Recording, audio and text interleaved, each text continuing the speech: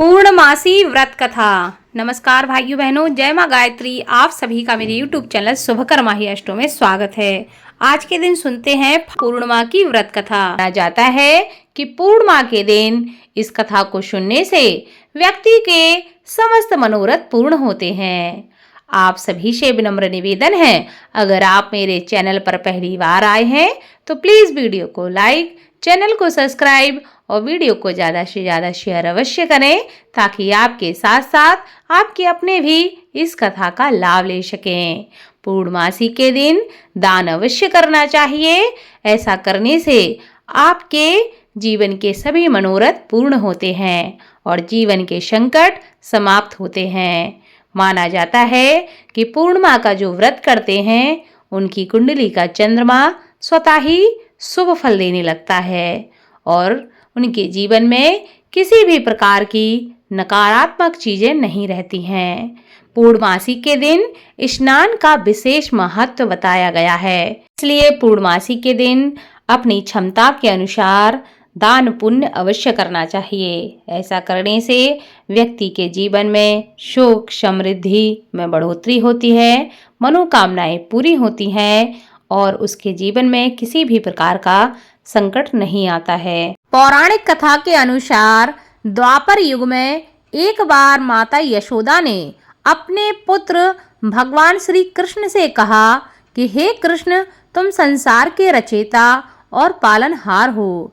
आज मुझे कोई ऐसा उपाय बताओ जिसे करने से स्त्रियों को सौभाग्य की प्राप्ति हो, साथ ही उनकी सभी मनोकामनाएं पूर्ण हो जाएं। तब भगवान श्री कृष्ण ने कहा कि हे माता, मैं आपको एक अचूक उपाय विस्तार से बताता हूँ। स्त्रियों को सौभाग्य की प्राप्ति के लिए 32 पूर्णमासियों का व्रत करना चाहिए। इस धरती पर एक राजा थे जिनका नाम चंद्रहास था। वे अनेक प्रकार के रत्नों से परिपूर्ण कातिका नाम की नगरी पर राज करते थे। उसी नगरी में एक धनेश्वर नाम का ब्राह्मण रहता था, जिसकी पत्नी बड़ी ही सुशील और रूपवती थी। उस ब्राह्मण के घर में धन धान्य आदि की कमी नहीं थी, लेकिन उसकी कोई संतान न होने की वजह से वह बहुत दुखी रहा करता था। एक दिन उस नगरी में एक तपस्वी आया। वह तपस्वी उस ब्राह्मण के घर को छोड़कर सभी घरों में भिक्षा लेता और अपना पेट भरता। एक दिन तपस्वी भिक्षाटन को प्रेम पूर्वक खा रहा था कि ब्राह्मण धनेश्वर ने योगी को यह सब कार्य करते हुए देख लिया। धनेश्वर योगी के पास जाकर कहता है कि हे महात्मन, आप सभी घरों से भिक्षा लेते हैं, लेकिन मेरे घर से कभी नहीं लेते। मैं इसका कारण जानना चाहता हूँ। आप मुझे इसका कारण बताएं। योगी ने कहा कि तुम निसंतान हो। मैं निसंतान के घर का कुछ भी नहीं खाता। मैं उसी घर से भीख लेता हूँ जिस घर में संतान हो। निसंतान घर की भीख पतितों के अन्न के तुल्य होती है और ऐसे में जो भी पतितों का अन्न खाता है वह भी पतित हो जाता है। चूंकि तुम निसंतान हो, इसलिए मैं तुम्हारे घर की भिक्षा नहीं लेता हूँ। योगी की इस बात से धनेश्वर को बहुत ही दुख हुआ। वह योगी के पैरों पर गिरकर कहने लगा कि हे महाराज, कृपया करके मुझको पुत्र प्राप्ति का कोई उपाय बताएं। मैं पुत्र न होने के कारण बेहद दुखी रहता हूँ। सब कुछ होते हुए भी मैं प्रसन्न नहीं हूँ। आप मेरे इस दुख को दूर करने का कोई उपाय बताएं। यह सुनकर योगी कहने लगे कि हे ब्राह्मण, तुम चंडी की आराधना करो। योगी के कहे अनुसार धनेश्वर ने वन में जाकर चंडी की उपासना की और उपवास प्रारंभ कर दिया। चंडी ने 16वें दिन उसे सपने में आकर दर्शन दिए और कहा कि हे धनेश्वर, तेरे पुत्र होगा, लेकिन वह 16 वर्ष की आयु तक ही जीवित रहेगा। लेकिन यदि तुम दोनों स्त्री पुरुष 32 पूर्णमासियों का व्रत करोगे तो वह दीर्घायु को प्राप्त होगा। प्रातःकाल तुम्हें इस स्थान के समीप ही एक आम का वृक्ष दिखेगा। उस पर चढ़कर एक फल तोड़कर शीघ्र ही अपने घर जाना और वह फल अपनी स्त्री को खिला देना। ऋतु स्नान के बाद वह स्वच्छ होकर भगवान शंकर का ध्यान करके उस फल को खा लेगी। तब भगवान शंकर की कृपा से उसका गर्भ ठहर जाएगा। धनेश्वर ने ठीक वैसा ही किया और उसकी स्त्री गर्भवती हो गई। देवी जी की असीम कृपा से उन्हें एक अत्यंत सुंदर पुत्र उत्पन्न हुआ, जिसका नाम उन्होंने देवीदास रखा। दुर्गा जी की आज्ञा के अनुसार उसकी माता ने 32 पूर्णमासी का व्रत रखना प्रारंभ कर दिया था। 16वां वर्ष लगते ही देवीदास के माता पिता को चिंता होने लगी कि कहीं उनके पुत्र की मृत्यु न हो जाए। धनेश्वर ने देवीदास के मामा को बुलाया और कहा कि देवीदास को 1 वर्ष के लिए काशी में जाकर विद्या अध्ययन के लिए तुम ले जाओ। ऐसी हमारी इच्छा है। इसके साथ में तुम हमेशा रहना और इसके साथ तुम चले जाओ और 1 वर्ष के बाद इसको तुम वापस लौटा कर ले आना। इस तरह देवीदास को एक घोड़े पर बैठाकर अपने मामा के साथ काशी के लिए रवाना कर दिया। धनेश्वर ने अपने पुत्र की दीर्घायु के लिए भगवती दुर्गा की आराधना और पूर्णमासियों का व्रत करना शुरू कर दिया था। इस प्रकार बराबर 32 पूर्णमासी का व्रत पूरा किया और कुछ समय के बाद मामा और भांजा किसी नगर में रात बिताने के लिए ठहरे हुए थे। उस दिन उस गांव में एक ब्राह्मण की कन्या का विवाह होने वाला था। जिस धर्मशाला में वर और उसकी बारात ठहरी हुई थी, वहीं देवीदास और उसके मामा भी ठहरे हुए थे। संयोग से कन्या को तेल आदि चढ़ाकर मंडप आदि का कृत्य किया गया तो लग्न के समय वर को चक्कर आ गया। तब वर के पिता की नज़र देवीदास पर पड़ी और उन्होंने सोचा कि ये मेरे पुत्र जैसा ही सुंदर है, मैं क्यों ना इसके साथ ही उस कन्या का लग्न करा दूं और बाद में विवाह के अन्य कार्य मैं अपने लड़के के साथ करवा दूंगा।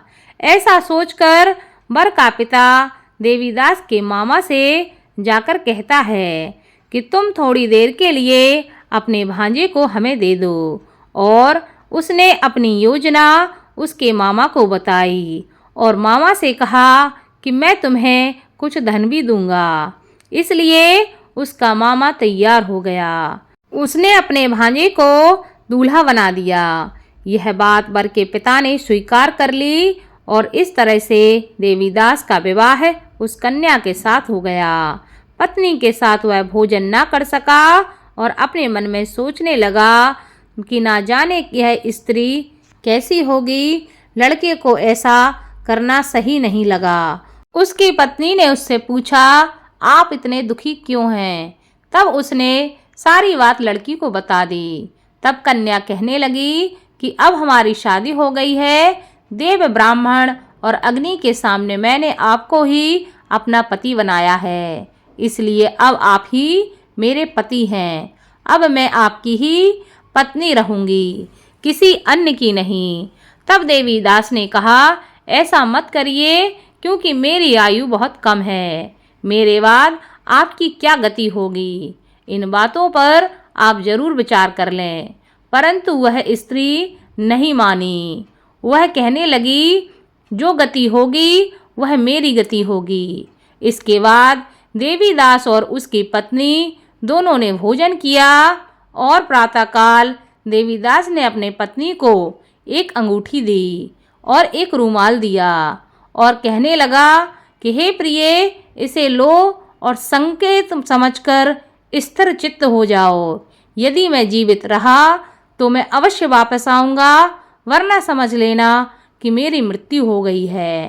प्रातःकाल जब शादी के कार्य पूरा होने के बाद सब बाराती मंडप में आए तो कन्या ने अपने पिता से कहा कि यह मेरा पति नहीं है और पूरी बात अपने पिता को बता दी। बारात वापस लौट गई। इस प्रकार देवीदास काशी चला गया। कुछ समय बाद काल से प्रेरित होकर एक सर्प रात्रि के समय देवीदास को डसने के लिए वहां पर आया, परंतु व्रत के प्रभाव से उसको वह काट ना सका, क्योंकि पहले से ही उसकी माता ने 32 पूर्णिमा का व्रत कर लिया था। इसके बाद मध्याह्न के समय स्वयं काल वहां आकर देवीदास के शरीर से उसको प्राणों का निकालने का प्रयत्न करने लगा, जिससे वह मूर्छित होकर पृथ्वी पर गिर पड़ा। उसी समय माता पार्वती के साथ भगवान शंकर भी वहां आ गए। उसको मूर्छित दशा में देखकर पार्वती जी ने भगवान शिव से कहा कि हे नाथ, ये वही बालक है जिसकी माता ने 32 पूर्णिमा का व्रत किया है, जिसके प्रभाव से इसकी मृत्यु और दोष कट गए हैं। भवानी के कहने पर भगवान शिव ने उसको प्राणों का दान दे दिया। उधर उसकी स्त्री उसकी प्रतीक्षा कर रही थी। तब 16वां वर्ष व्यतीत हो गया तो देवीदास भी अपने मामा के साथ काशी से चल दिया और वे कुछ दिन बाद अपनी पत्नी के घर पहुंच गए। लड़की के पिता ने खूब सारा धन और साथ में अपनी पुत्री को विदा कर दिया। भगवान श्री कृष्ण कहने लगे, इस प्रकार धनेश्वर द्वारा 32 पूर्णिमा का व्रत रखने से उसकी पुत्र को लंबी आयु का वरदान प्राप्त हुआ। अतः जो स्त्रियां यह व्रत करती हैं वे जन्म जन्मांतर वैधव्य का दुख नहीं भोगती और सदैव सौभाग्यवती रहती हैं और संतान का सुख प्राप्त करती हैं। यह व्रत पुत्र पौत्र को देने वाला तथा संपूर्ण मनोकामनाओं को पूरा करने वाला है। इसलिए जीवन में सुख समृद्धि के लिए, जीवन में खुशहाली प्राप्ति के लिए, मनोकामना पूर्ति के लिए इस व्रत को अवश्य करें व आपके जो अपने हैं उनको भी इस व्रत के बारे में और इस कथा के बारे में अवश्य बताएं, ताकि आपके साथ साथ आपके अपने भी इस कथा का लाभ ले सकें और उनके भी मनोरथ पूर्ण हो सकें।